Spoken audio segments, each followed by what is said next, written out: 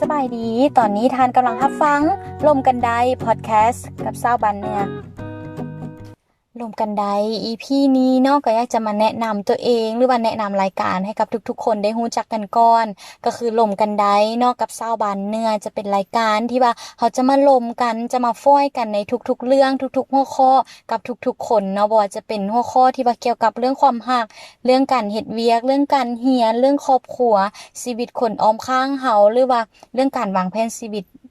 ทุกๆอย่างเนาะเขาสามารถนำมาลมกันได้สำหรับไผที่ว่ามีหัวข้ออยากแนะนำอยากล้มก็สามารถที่จะคอมเมนต์มาได้หรือว่าอยากให้เฮาเอาหัวข้อแบบใดมาเว้าก็สามารถที่จะคอมเมนต์มาได้เนาะเพื่อเฮาจะได้เอามาลมกันใน EP ต่อๆไป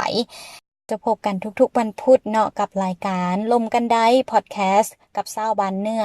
และทุกคนสามารถที่จะติดตามเฮาได้ทางช่องทางก็คือช่องทางที่1แม่นผ่าน YouTube Channel 108 MHz และช่องทางที่2ก็คือ Facebook Page เนาะก็คือจะเป็นเปิดไว้360ฝากติดตามกันหลายๆเด้อ